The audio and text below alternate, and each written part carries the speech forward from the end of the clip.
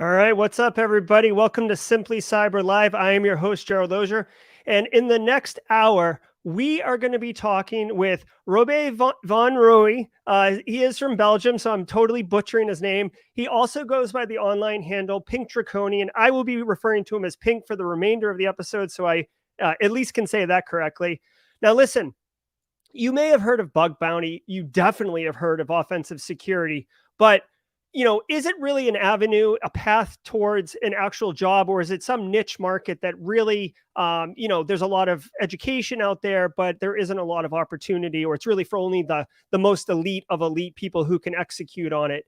Today, we're going to be talking with him about how he has progressed in his career, how he has used his education and knowledge to produce content, and his novel approach on how he got his job. He is currently the hacking manager at Integrity, which is the equivalent of the bug bounty board for the European Union, similar to HackerOne or BugCrowd if you're here in the United States. It's going to be awesome. He is just so well spoken, such a nice individual. I can't wait to introduce you to him. Let's go get him.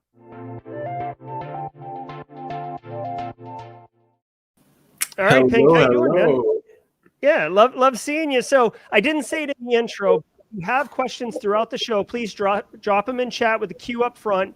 Pretty standard fare here on the channel, and we'll get going with Robbie or with Pink. I'm focused on calling you Pink. Actually, in the introduction, you said it quite well. So I mean, that's very good. Oh, all right. Well, wonderful. So Pink.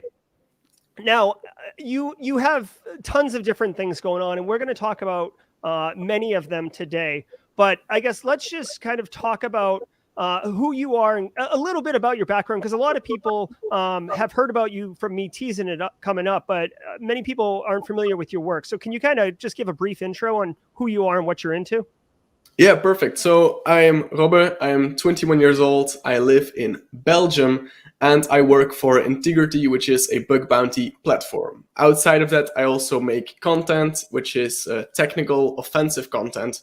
So the goal there is to teach people about how they can hack things and hopefully how they can use that in their future to get a job and all that cool stuff. And that's really what I do. Currently, I'm running a series on my YouTube channel that dives deep into binary exploitation, so really close to the bits and the bytes. But I've also talked about web application security, mobile security, and all that. So I try to really be a jack of all trades in the cybersecurity world. I want to know a bit of everything. I mean, obviously, I would love to know everything of everything, but I've come to terms with the fact that is impossible. So I'll have to switch attention, obviously. But yeah, that's really what I do. Yeah, I love it. So, one of the things that come up just while you're talking is like your enjoyment of binary exploitation. I saw on your channel, you've got really a nice tutorial on assembly and reversing. So at 21, you don't want to begin to know what I was doing at 21 or what I was up to, but I assure you it was not binary exploitation. Did you come from a formal computer science university education in Europe? Do they have like a STEM program or kind of what's your academic background that drove you to this? Yeah, so I mean, that's an interesting one because I'm not really an academic person, but in high school I studied Latin, which is totally away from computers. Just because in Belgium, we don't really have any computer-oriented or IT-oriented things to study in high school. But when I got out of that, I went into university, started computer science, and I absolutely hated it. Like, I just did not enjoy it. After a year, I felt like I couldn't program. I passed a bunch of classes, but I really felt like I didn't learn anything. So I dropped out of university and I went into, well, in Belgium, we have university and then we have college. And college is like more practical and shorter, so only 3 years and you only get a bachelor's. So I did that for 3 years. And that's where I fell in love with cybersecurity. And because college was a bit easier, I didn't have to spend a lot of time on schoolwork, but I was able to spend a ton of time going on Hack the Box, doing all of these weird things, playing CTFs every weekend, all weekend long. And yeah, that's how I just got into the world and then kept going. And now I'm here, which I'm very happy about. We talk about all the time in the Simply Cyber Discord community and on the stream with other guests and stuff about how important it is to just like get in there and get your hands dirty, dig into the labs. Because, like in 2022, practical skills really what is in demand? Can you do it or can you not do Yeah. it? So, I guess what was it about? Because and I'll get to this in a little bit. I see that you have security operations experience. So you were at one point dabbling on the blue side, but Yeah. you've Yeah. obviously leaned super heavily into the red. What is it about the red that you enjoy, or what is it about the red that I guess calls to you? I guess breaking things. I much rather break stuff than fix it. Um, I mean, obviously, I also love blue teaming. Like, I love that as well. It's just red teaming appeals to me that little bit more because I feel like I can get really creative in what I do, and I can really go wherever I want. But I would also be incredibly happy if I had a job in blue teaming. Obviously, Hmm. as long as I get to be technical, really. And I felt like it was easier for me to learn red teaming technical skills on my own than it would be to learn blue teaming skills on my own. Yeah. Yeah. So I've been teasing this all week, and I teased it in the opening. And when we first spoke, I just reached out to you. I was like, let's talk. Okay. So when we first spoke, you told me how you got your job at Integrity, and I was absolutely throttled. So can you share with the group like how you got your job, and kind of like what your decision making was on how you approached it? Yeah, exactly. So I was in college. I was doing all of this stuff, playing a lot of Hack the Box and a lot of CTFs, and it was great. I was doing it every day. But at a certain point, I felt like I was kind of stagnating, coming to a halt of learning. I was doing these really hard boxes, and I could solve them one time, but I really did not fully understand what was going on. So I wanted a way to kind of like solidify my knowledge. So that's when I started writing write-ups and all of that.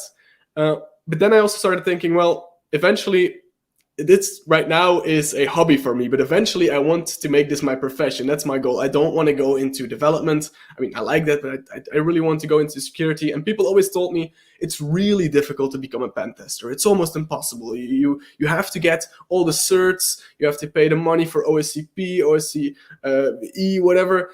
And I was like, well, I don't want to do that. I don't want to spend $1,000 on a certificate that tells me that I have the skills that I know that I already have. Yeah. So I went into looking for different ways of kind of showing the people out there, or having a tangible way of showing people that I do have those skills, because I know it, but nobody else knows it, and I have to prove it. And my write-ups and my videos, because I started creating a lot of videos on challenges, showing a technical deep dive into why a challenge worked, how you could solve it, all of that. And I saw that those getting some traction was really valuable in trying to look for a job. And it's obviously not just videos. It can be anything from even just performances in CTFs. Because I first got to talk to Integrity because I did really well in the Belgian cybersecurity challenge, which is the Belgian competition. I won that, and through winning that, I got into contact with Integrity. So that's where my first contacts came. So just performing well in these free events. CTFs are entirely free to compete in, making videos, making content, but this could also be writing your own tools, all of that, and even bug bounty. And on the blue teaming side, there's probably also a bunch of things that you could do that could show you that or show employers that you have those skills. Because in the end, if you see a job application form, they're asking for a lot of things. But what they're asking for in an applicant is not really what they really want. They want a cert because they want somebody with the skills that comes with that cert. So in reality, they just want those skills. They don't care about the cert in most cases. Obviously, it depends sometimes. So if you can find a way to show that you have those skills without having to pay a ton of money, then I mean that's for me the best way to go. That's really, really nice, and I think that is very much possible. So yeah, that's what I think about it, and how I got into Integrity. So Integrity had this opening, and they approached you because they had known you from the CTFs and stuff, and said, "Hey, what do you think? Do you want to do this work?" Is that kind of how it went? Yeah, I mean, actually, I was at the time I was still studying, so I wasn't looking for a job. I wanted to finish my degree, but I had to find an internship.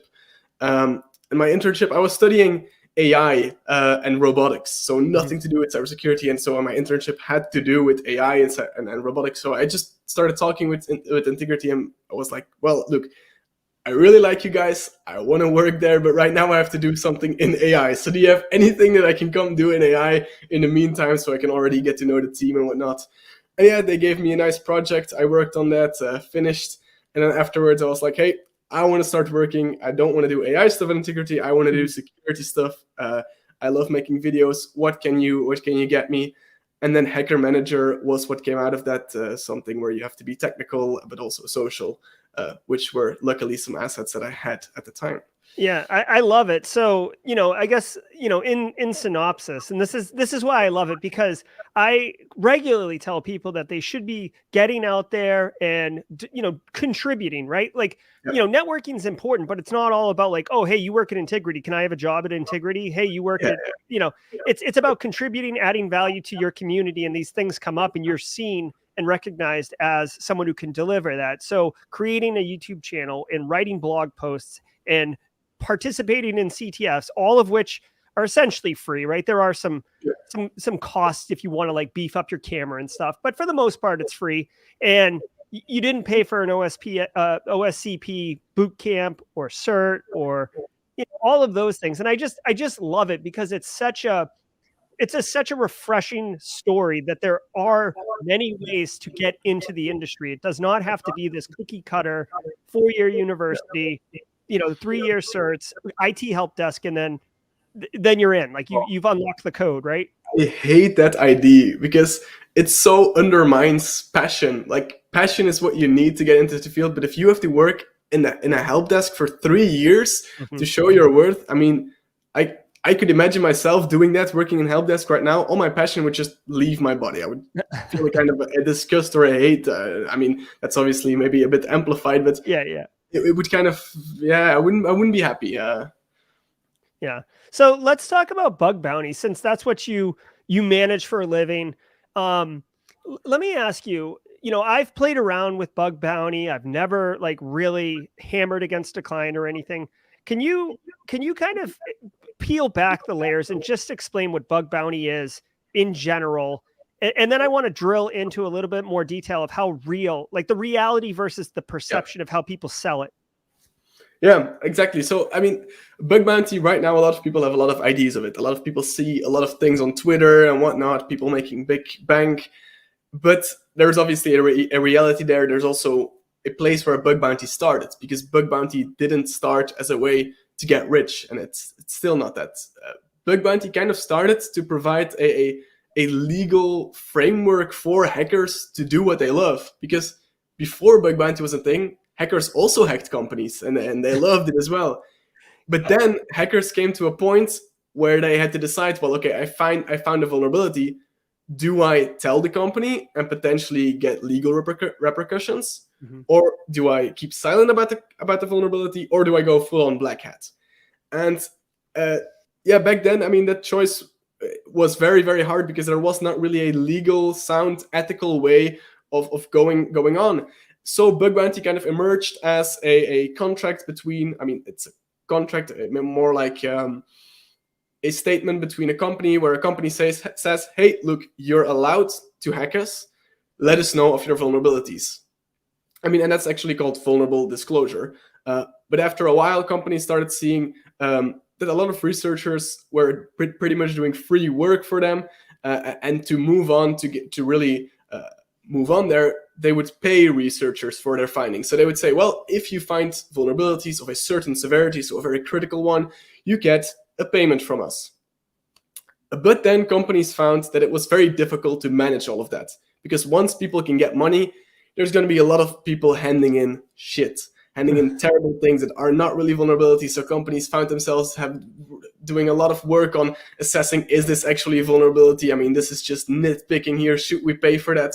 And that's where bug bounty platforms emerged. So things like Integrity, HackerOne, BugCrowd, they emerged to solve that problem, to kind of be an interface between the hackers and the companies. So a company comes to Integrity, says, hey, we want to get valuable vulnerabilities. Integrity says, okay, we'll handle that. We tell the hackers, you can hack this company. The hackers hand in their submissions, which are either valid vulnerabilities or they're, well, not vulnerabilities. That's shit.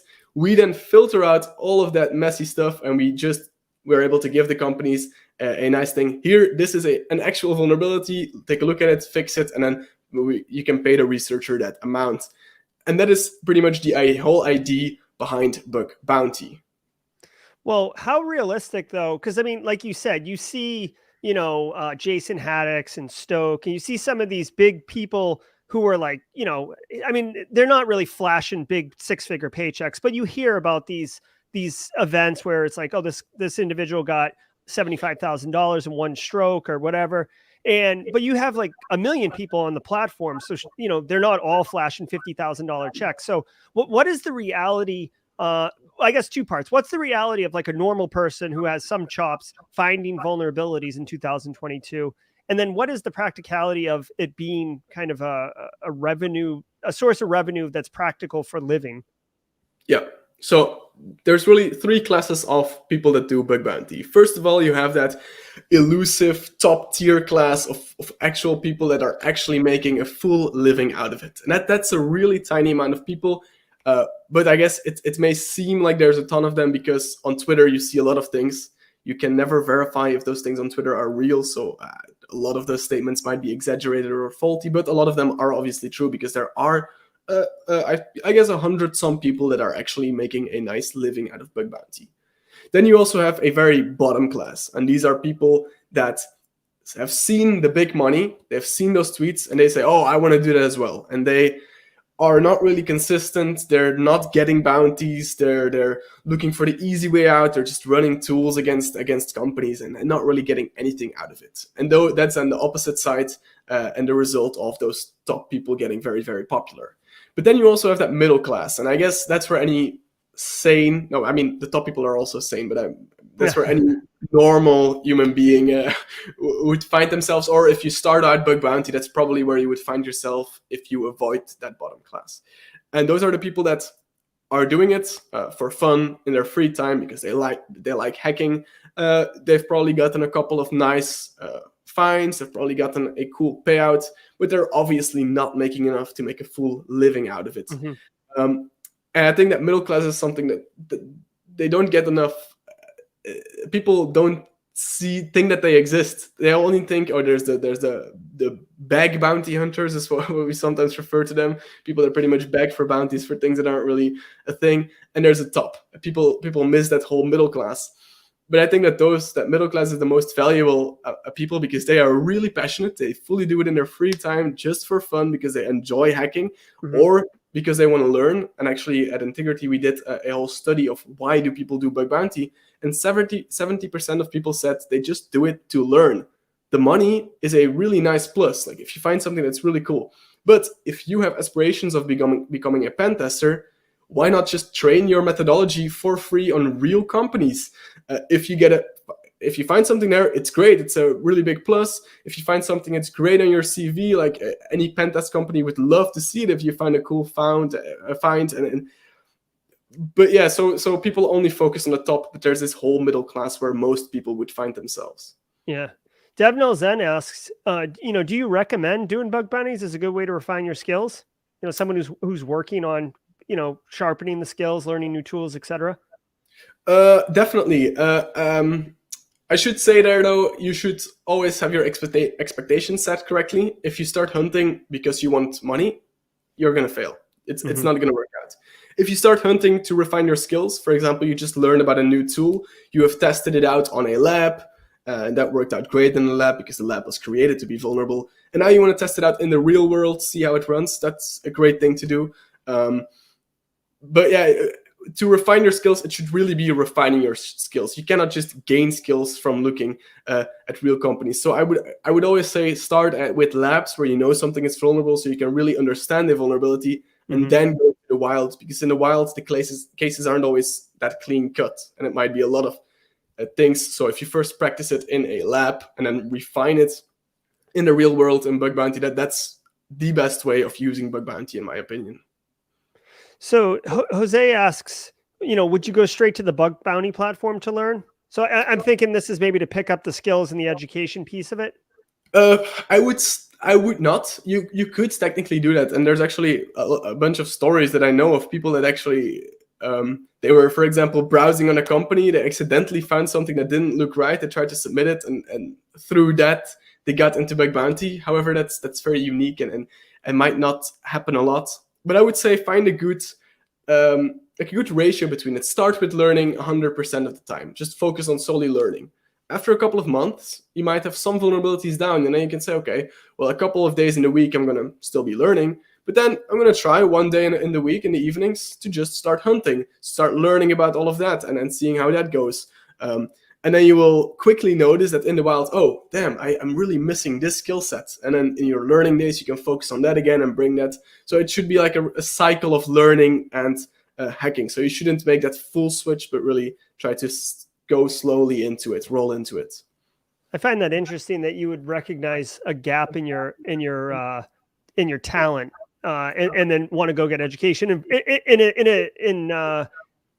instead of not seeing the gap and actually just trying to understand. Because we have a phrase here in the United States. It's like when all you know how to use is a hammer, the whole world looks like a nail, right? So it's interesting that you would recognize that. Now, one thing that I'm curious about, and I've heard a couple professional or, people who are big into bug bounties say, and I'm curious on your perspective on it, like OWASP top 10, right? There's, cross-site scripting, cross-site request forgery.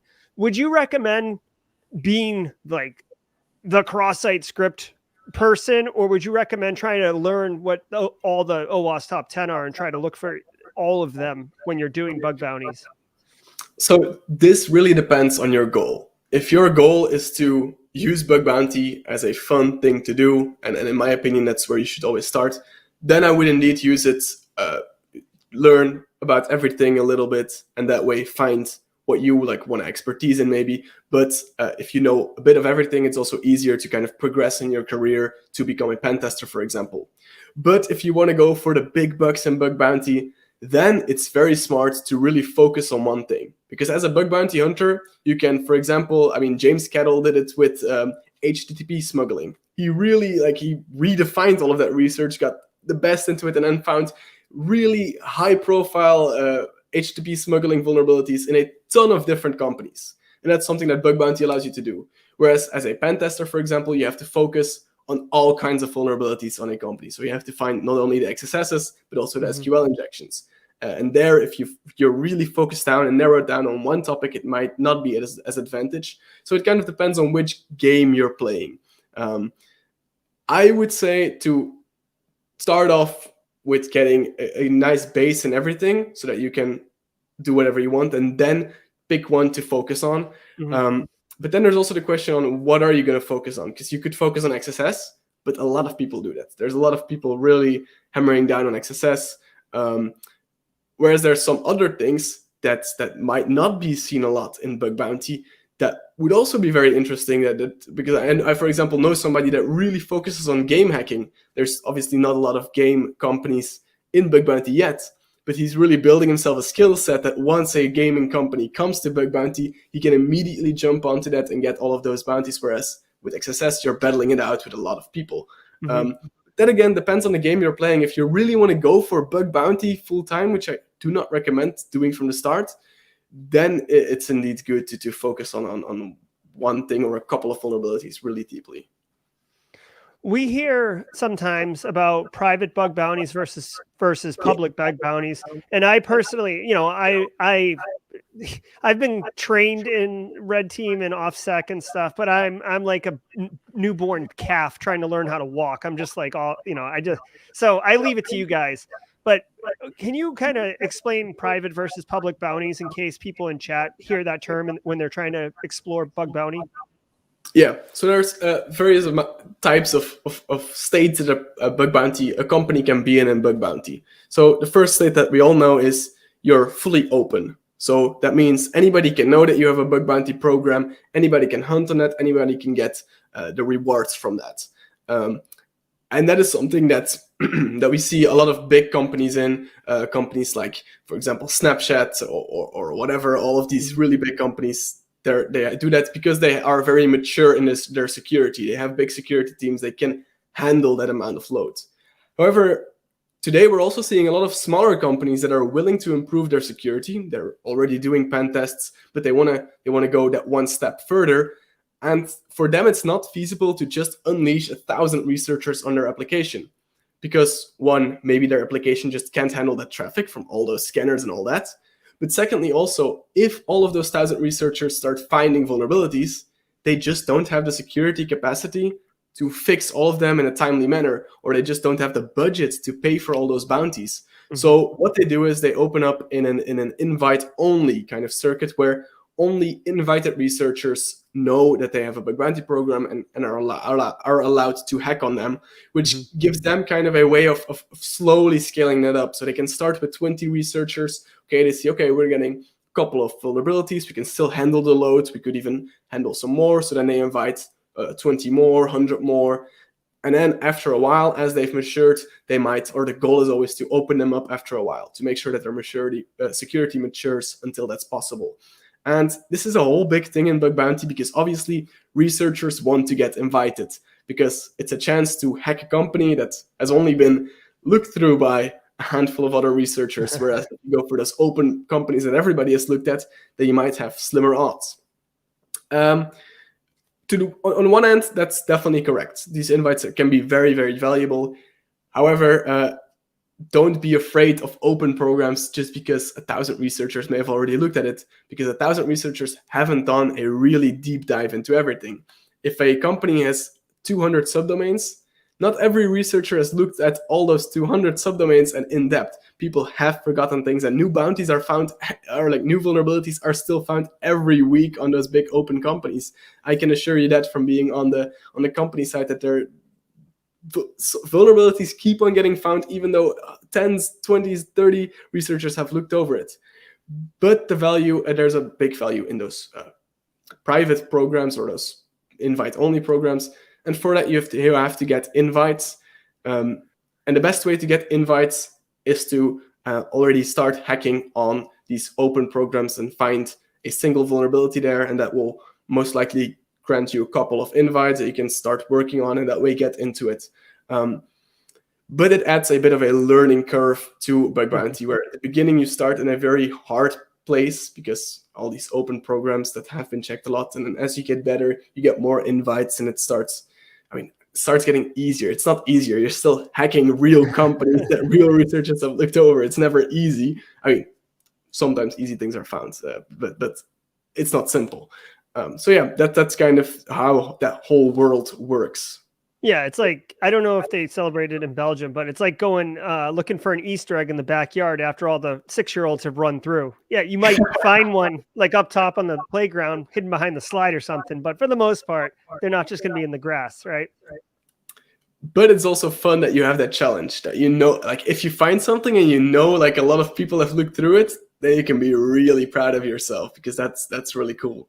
Yeah, I'm sure it's very satisfying. I know, even academically, when you like in Try Hack Me or Hack the Box, like when you pop a box, it feels very satisfying.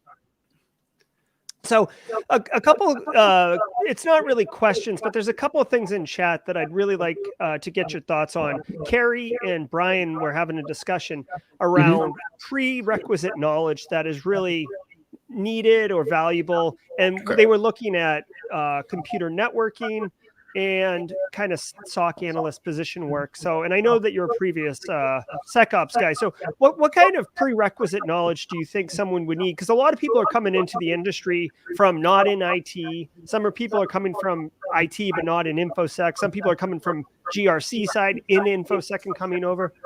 What do you think about prerequisite kind of knowledge to get in here? I mean, to get into bug bounty, it really depends on what you want to do. And that's the nice thing. There's no knowledge that you need to know to do bug bounty. I actually know of somebody who was a law student, and they started hacking a kind of software solution for advocates or like jurists and all of that. And because they understood that whole application so well, because obviously they were studying law, they understood all the flows of data, they were just able to find a vulnerability there. So they used their skills as a law student to get an actual hacking vulnerability. So stuff like that is possible. I also know a lot of people that are not technical at all. They have very little technical knowledge, but they just love reading manuals and they love finding mistakes in manuals, like seeing, oh, well, this manual says this is allowed, and over here it says this is allowed. Well, what's the case? They go and check it, and they see, hey, oh, well, there's a third thing that's allowed, and that causes this issue. So they are not really technical at all. All they know is maybe how to speak with APIs. But then you also obviously have the web security folk that are really into web security, and if client-side issues such as XSS, and obviously if you're going to go hunt for XSS, then you will probably want to know JavaScript or how the web works, at least, in order to do that effectively.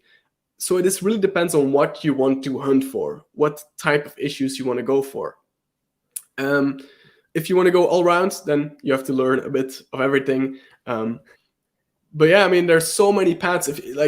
I know a lot of people that don't know any web things. They really focus on mobile security, and they've gotten some really nice bounties out of that. So whatever you know, try to use that. And what I also always like to say is try to carve your own path. People seem to be really obsessed with these learning tracks, learning paths that tell you, oh, start with this, go to that. But then everybody is learning the exact same thing, and you're battling it out to find the exact same vulnerability with a lot of people. Whereas if you just go from your own interest, you say, oh, well, how does that work? I want to get into that. Then you're going to really carve your own path. It's going to be harder to learn, but what you learn is going to stick with you because you've done your own research. You're not just regurgitating something that somebody else wrote, that somebody said was the best way to go. And carving your own path is, I think, the most valuable way, not only for bug bounty, but also for the rest of your career, because then you really get into doing your own research, because at some point, all of those learning paths, they're going to stop. There's not going to be easy, simple tutorials and labs for some vulnerabilities that you're going to want to look into. You're going to have to do research on your own. And if you've never done that, that can be quite a wall that I see a lot of people running into right now, people that like only ever focused on try hack me or hack the box. So yeah. Well, yeah, and it sounds like that would be an opportunity to blog about it, maybe create a YouTube channel for this content that doesn't have any published knowledge on, right? And become the person who people go to for it, right? So following up on that, Samruti asks, what about programming languages? We talked about skills and stuff. Any languages worth spending your energy on? So for pen testing, I would say Python as a scripting language. So you want to know at least one scripting language because you want to easily and quickly be able to write an exploit, easily and quickly be able to automate some task. That's a must. Then if you're looking into the web, which most of pen testing is, then you definitely want to learn JavaScript, also a must if you want to get into technical things on the web. But besides that, it's all up to you if you want to go for, PHP, if you're going to go on the web as well. If you want to start looking into binary exploitation, and I would probably suggest C, C++. If you want to get into Java, you could get into deserialization and all of that kind of stuff. So, yeah. But the nice thing is here is I start with learning a couple of languages, get good at those, and then these other languages, they will all just follow. Like, I never learned PHP, but just from looking at so much PHP code online and just kind of seeing what it does, now I can write PHP without any issues. And I think that's the case for a lot of people. Like these, once you know a couple of languages, all of the principles you have those in your fingertips, and you can really easily cross them over to a different language. Yeah, and I personally always suggest Python just because it almost reads the way it's written. So it's you don't have to understand a lot of programming logic or anything like that to kind of pick it up. And it's not nearly as brutal as like Java, where there's so much structure to it and stuff. Exactly. So yeah. And a lot of tools are written in Python, frankly. So when you find a tool on GitHub or whatever, you're able to modify it, adjust it, make it do what you need it to do for your particular use case there. Actually, a funny thing on Python that I spoke with somebody today who also went to college in Belgium, but at a totally different college. And they started in their first year, the first programming that they learned was C. And he told me that everybody hated it. And like after the first year, more than half of his class dropped out because they just couldn't cope with C. Whereas at my college, we started out with Python. And I still remember at the end of the year, we still had over 60% of the class that we started with still present there. So yeah, start with Python and then move forward would be great advice there. It's funny you say that too. Like I went through computer science for undergrad, and we actually jokingly said that though you have to take programming 1 and 2 as your first 2 classes. And we joked that it was like a weed out class. Like it was intentionally designed so that the professors wouldn't have to teach at the sophomore level, 800 kids.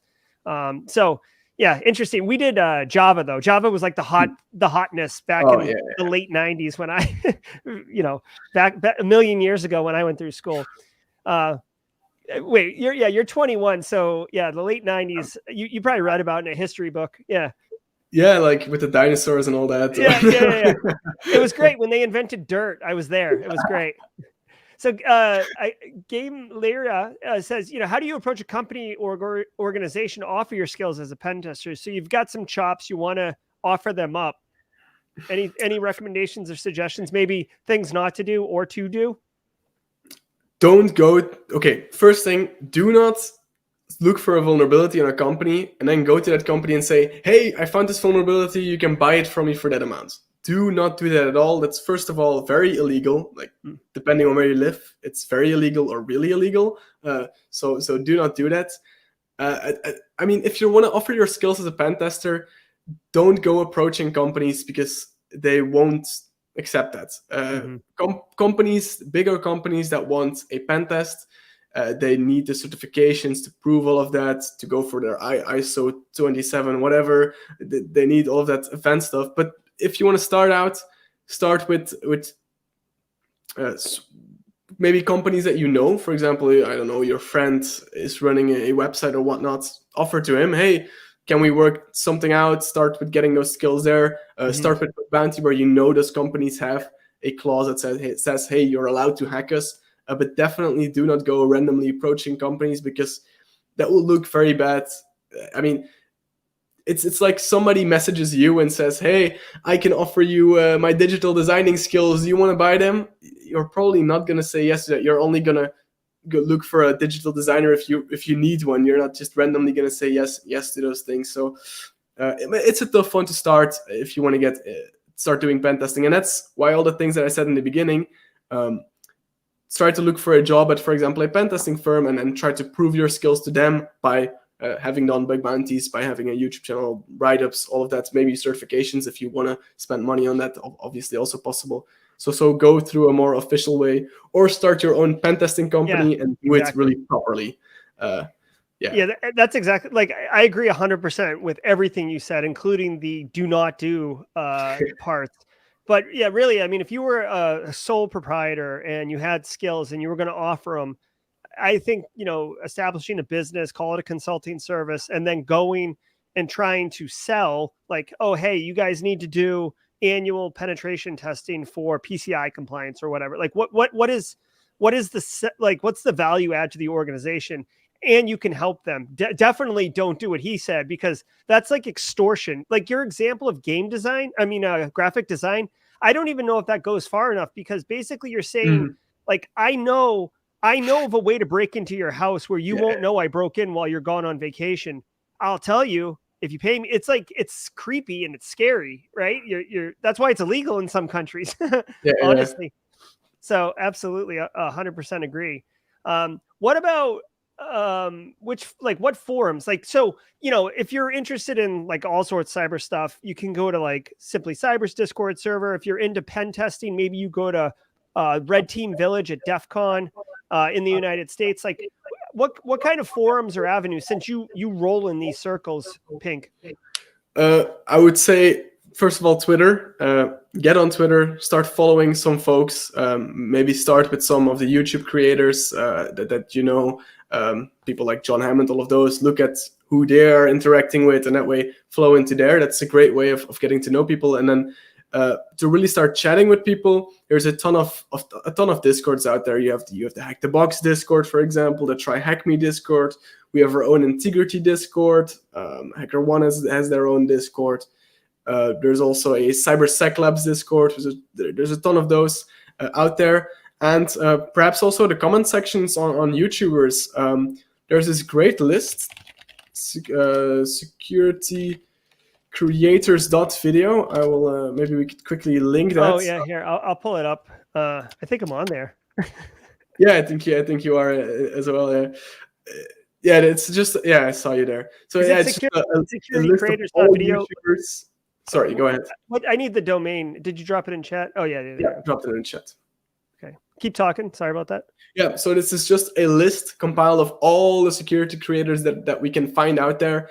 A ton of very talented people in there, a ton of very active, but also some less active people, and all their social media is there. So this is a great place to start and get going there. Yeah, There's I'm yours, also Pink. on there. Yep. This is a really great resource. I'm going to drop it in chat so everybody can get to it. There you go. Thank you for sharing that. That is a totally awesome. There's John Hammond. We all know him. I'm sure IPSEC's in here. Stoke. Yeah, There's there you Stoke. just covered over him. Katie, Stock, yeah, you as Yeah. well, Simply Cyber. Oh, There. yeah. There I am. Look at me. There we are. Yeah, look. It's cool. Yeah, no, this is a great resource and excellent share. Now, one thing that I saw come up, and I want to make sure that we touch on it while we have you, Pink. You know, like unsolicited comment. YouTube regularly bans hacking videos, and it's so true. And by the way, YouTube sometimes bans non-hacking videos because I've had my benign vanilla content removed or struck.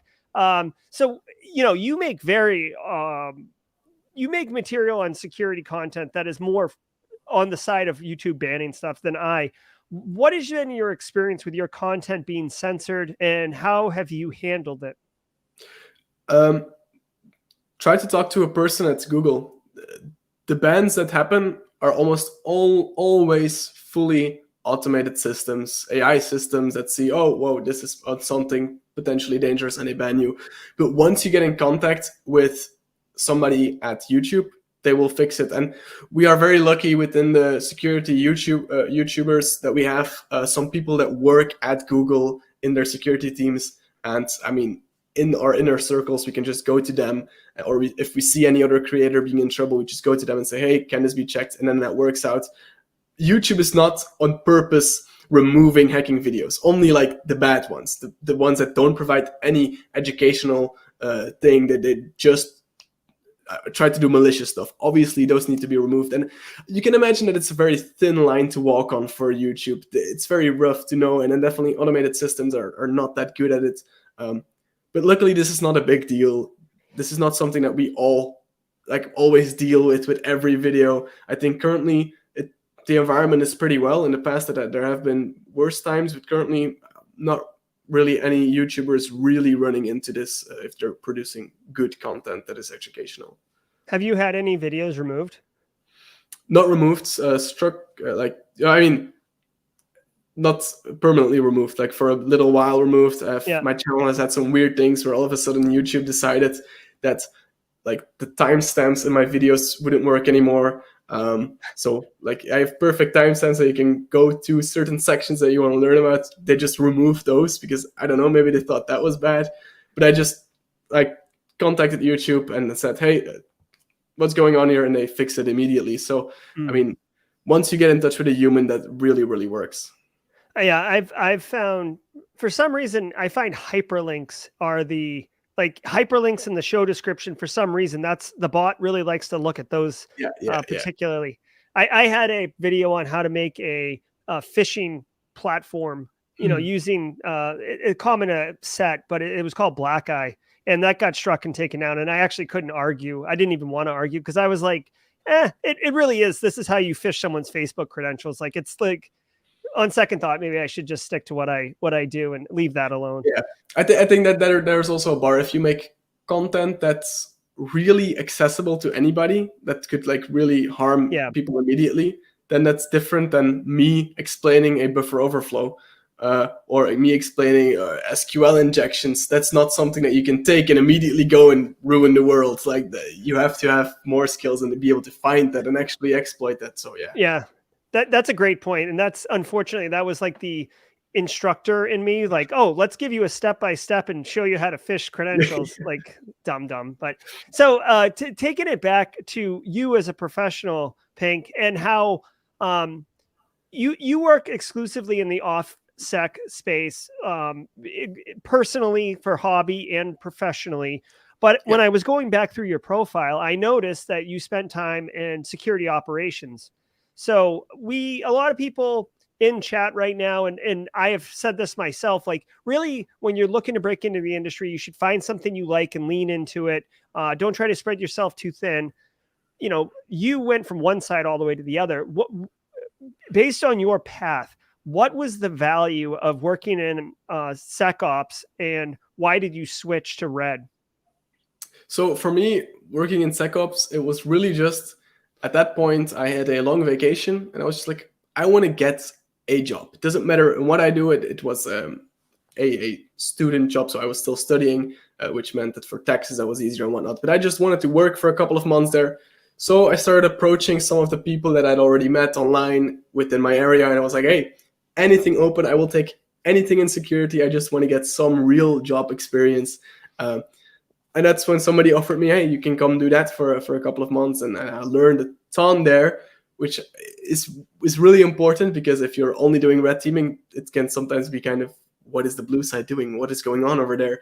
So once you get a little bit of experience there, you start to be better at, for example, writing reports and stuff, because you know how tough it can be for somebody to have to go through something that's bad written and all of that kind of stuff. So yeah, at some point, just take what you can get, and obviously do not go do something that you hate. Take what you can get in the realm of what you like. But yeah. Yeah, no, I like that. So, I mean, I guess what I'm hearing is it certainly helps, but it's not prerequisite. It's not, No. it's not the path. Like you could just have gone that way. Also, what I'm hearing is you got the SecOps job because of networking. You went to people you had worked with, talk to them about the work, not, LinkedIn.com and job search or whatever, right? No. I mean, I had some videos that got popular. I saw some people liking my videos that I saw were working at companies in Belgium, and I was like, oh, that's cool. I'll just reach out to them, because I mean, they've liked my videos, so maybe I can just ask them, hey, what's going on? Talk to them, and that's how I approached it. I'm not a big fan of. I've actually never done it. I've never went to like a job searching site, looked through jobs, and then saw the description and saw that they wanted all these certifications and all this. I don't like that system. And then you have to send in your application, you have to send in your CV, and then go to another page where you have to type everything in your CV again. Yeah. I'm not a big fan of that. Definitely in this niche market, I see much more value in actually getting to know people and talking with people. Yeah. Agreed, 100%. I can't echo enough how important networking is. So in addition to your SecOps experience, and you had mentioned this earlier, but you were the first place winner of the cybersecurity challenge in 2021. You also were I think this was a team event, but Rabobank Red Team CTF first place. Yeah. Right. Yeah. Was that team event, or was that It was a team event as well. So we saw in chat a little bit ago, Jess Bishop is doing a CTF for the first time very soon. Congratulations to her. We're going to be talking about a CTF shortly. For someone who has done many CTFs and has succeeded at the highest level in CTFs, what kind of, I guess, tell us about, your value to CTFs and why people should consider, participating in them, and also how to be good at them, because you're obviously very good at them. How to be good at them is, I mean, so CTFs are amazing. They are just you having fun, hopefully with a team, like get a team, try to connect with people, because that makes it so much more fun. So what I did in the beginning was I joined on my own. I solved a couple of challenges. I started learning, but that's pretty boring. Then I just started going in random Discord saying, hey, there's a CTF coming up. Anybody who wants to just join me, hop on a call with me and play some challenges. And that's how I learned so much, because I'd been doing all of this stuff all on my own. But then I started seeing somebody else do it. And I saw, hey, you use that tool. Why do you use that tool? And obviously in the beginning that goes a bit slow. But after a while, you get to know all of these really great people that are doing CTFs. And you start to get to know more advanced people and more advanced people. And obviously you're advancing as well. Mm-hmm. And at some point you'll form a real proper team that you'll play with every week, and you really get to know all of their strengths, and you get it together. Oh, now I'm going to learn this week all about this, because I noticed that we've lacked this skill in the last CTF, and we could have gotten the win if we had that. And from there, it really grows really quickly. But the value of CTFs is that you get this sandbox where you know there's a vulnerability. You know that it can be a really crazy one. Most of the times in CTFs, you have vulnerabilities that are way more difficult than anything you'll ever see in a pen test or in bug bounty. It's some insane stuff. But because you know that it's there, you can just spend 5-6 hours focusing on that one little part, trying to find it. And you learn a ton from that, because if you can find the really advanced stuff, then obviously you can also find the easy things. It's a really gamified way of doing security. It makes it a lot of fun. It makes it legal fun. So yeah, that's really all you should need. And if you play some good CTFs, you'll have a great time. There's obviously also a lot of terrible CTFs that don't really have great challenges, that don't really teach you a lot of things. But once you get into some good CTFs, you'll notice that it's a lot of fun. Yeah, and I want to give a shout out to Base, who's a regular. He's a mod of Simply Cyber. They're putting together a team for this upcoming TraceLabs CTF, which is an awesome OSINT one. I'm not sure if you've heard of TraceLabs at all, but they help find. Not. It's really cool. It's if it's the same CTF I'm thinking of, they actually do open source intelligence to help law enforcement find missing persons. Yeah. So it's not like I've seen that. Yeah. Okay, it's very cool. That's like next level CTF. No, that's a really cool one. Yeah. Yeah, I love it. Absolutely. So speaking of CTFs, you want to share with us some upcoming projects that you're going to be working on? It's like really upcoming? Really upcoming. Yeah, no, it's like at Integrity, we have set up a CTF. So we are hosting an event tomorrow. So as you can see on the screen, in 16 hours, it will last 24 hours. You can find it at ctf.integrity.io. And yeah, this is a CTF. If you've never done a CTF, sign up right there. So if you log in, you'll go to your Integrity profile. You can just log in with that and start playing. There's some great prizes here. But actually, a really cool thing is all of our prizes or all of our sponsor money is going directly to women in cybersecurity. So we've chosen to pay for the CTF all ourselves, and then the sponsors that we have to donate that money, because it's very important and very dear to us to improve the equality in the hacking space. But yeah, this is a great event. We'll have a lot of web-based challenges, also some mobile challenges, also some binary exploitation challenges. We'll have really, really hard ones, but we'll also have easier ones. And we'll be giving away prizes, so $3,000 in prizes overall for the top teams. But also, if you just participate and you solve at least one challenge, then at the end we'll do a raffle of some pen tester labs, some try hack me, and some JetBrains vouchers. So we'll give a bunch of stuff away there. But yeah, I would just say, even if you don't think that tomorrow you'll have any time or Saturday you'll have any time, just sign up and see what happens. Even if you only spend 10 minutes on it to get your first experience in a CTF, try to look at something. You will learn something for sure, and you will learn something that you will take for the rest of your life, and that maybe in 5 years we'll come back to you and say, "Oh, I'm looking at this. Well, wasn't that challenge that I did a while back at that CTF?" So yeah, that's what's going on tomorrow. And all of that is actually a precursor to a really cool event, which is the Lead Up Live Bug Bounty Conference. And this is a really cool one. So it starts on Saturday from 4 p.m. CET. I have no idea what that is in you guys' time. What country is that? Is that Belgium or? Yeah, that's Europe, mainland Europe, yeah. Oh, so it's 5 hours. London's 5 hours ahead of us. So that would be 9 p.m. 6 hours ahead of you. Or what's that? 6 hours ahead of you then. Okay. But yeah, this should be, we've calculated that it should be in like probably start your morning. It'll last about 6 hours. So it will be on all of Saturday for you guys, I guess. And we'll talk about a bunch of things. We'll have talks from researchers, people that have found amazing bounties. We'll have talks from YouTubers such as John Hammond and Insider PhD who are talking a bit about content creation and about all of that. We also have talks of somebody who sits on the blue team side, so somebody who sits on the company side and who has seen the great value that bug bounty has had. And they will actually talk on something really interesting, which is how they convinced their boss that bug bounty was important.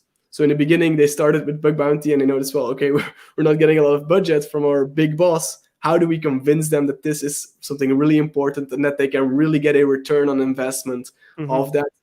So that's a great one. And yeah, this event lasts about 6 hours. I'm so stoked for all of this. Some great speakers. Yeah. Yeah, so I looked it up while you were talking. I Googled it Yeah. since I was getting a popsicle headache doing the math. It's 10 a.m. Eastern Standard Time is when this event starts. Now, Pink, is it free to attend both the Yeah. CTF and the conference? Both of these things are entirely free. So I mean that's the whole goal.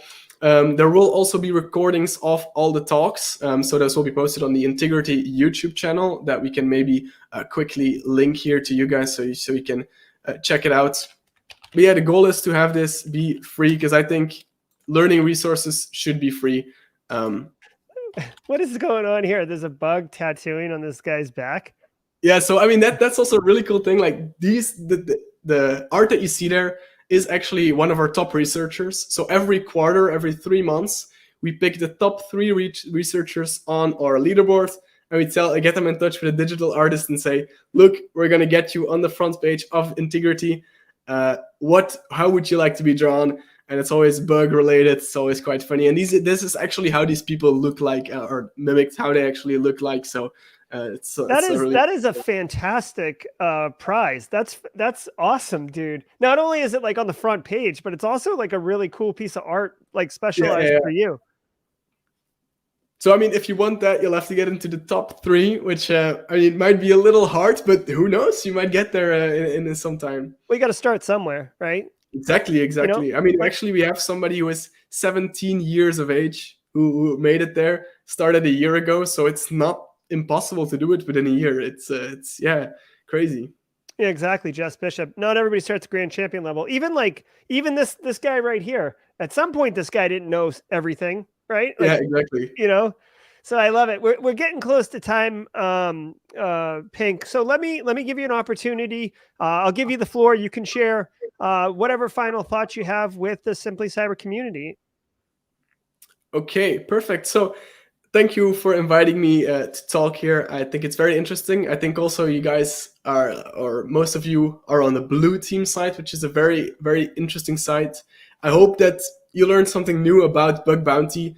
Maybe some of that easy way to millionaire bubble has been busted there. It's not that. It's way bigger than that. It's very important for companies and for researchers. If you're ever on a company side looking to get into bug bounty, contact Integrity and we'll help you with a lot of that. Besides that, I hope that all of you will start hacking in a CTF soon, because CTFs are amazing and can be a great way to kickstart your career. If you really want to get started tomorrow, then go over to the ctf.integrity.io where you can get started with a really fun CTF. I hope to see you around on my YouTube channel as well, where I make content. Right now we're doing a series on from really basic assembly, from really the basics to a binary exploitation hero, so 0 to hero and binary exploitation, so you can follow along if that's something that you want to learn about. I've already seen that a lot of you are very passionate about what you do, which is really all you need to go really far. So I hope to see you guys somewhere along the stream of cybersecurity, and maybe we'll meet someday in the future. So yeah, that's all for me. All right. Thanks so much, Robbe. I really, really genuinely appreciate you taking the time to come on the channel and speak with us and share all of your expert knowledge, dude. It's been special. Thank you. Thank you very much for inviting me. It's been a pleasure. Absolutely. All right. So let's say goodbye to Robbe, but let's tell you what's coming up next week. So guys, this was I talked to Black Hills last night about this. John Strand's coming on, guys. He came on, if you remember, a couple months ago, maybe, to talk about the active defense and cyber deception. Many of us, including myself, attended that training. This is John's pay what you can model. So if you can pay $4, guess what? You can pay $4. If you can pay $200, you can pay $200. If you can pay $0, you can pay $0. They are not restricting access to this basically expert level education. We did active defense and cyber deception before. This is his second of 3 classes, SOC core skills. If you want to work in a SOC, if you want like next level practical hands-on experience, learning from one of the industry's leaders on how to like work in a SOC, hands-on skills labs, it's a 4-hour a day training. We're going to be talking about it. We're going to go through all the labs. Well, not all of them, but we're going to go through many of the labs. We're going to explain to you why the education that John is giving you in that training is directly mappable to a SOC analyst role. This is effectively like the best boot camp that you could possibly go to for SOC analyst skills. And it is pay what you can. It's literally the best of both worlds. So John's going to come on a week from Thursday. We're going to talk to him about it, talk about the active SOC that they're running at Black Hills, a million other things. You guys know John Strand. He's like a cyber Beyonce, right? In the industry. He knows what's going on. Also, I want to remind everybody, for those who are watching and don't know, every single morning, I am going live 8 a.m. Eastern Standard Time. Tomorrow, Friday, March 11th, 8 a.m., I will be breaking down the cybersecurity threat briefing first things first. 30 minutes. It's the fastest 30 minutes of the day where we cover the top cybersecurity news stories. I break them down, expert analysis. Everybody piles in there. There's like usually 100 of us. Great chat, great conversation. Coffee cups are clinking. It's a good time. I seriously encourage you to come over. simplycyber.io/FTF if you want to get more information on that one, okay? Definitely want to have you guys come visit. That's going to do it for this week's episode of Simply Cyber Live. I hope you enjoyed the show. I know I did. I hope you enjoyed the new intro. And, basically, thanks so much. And until next time, stay secure.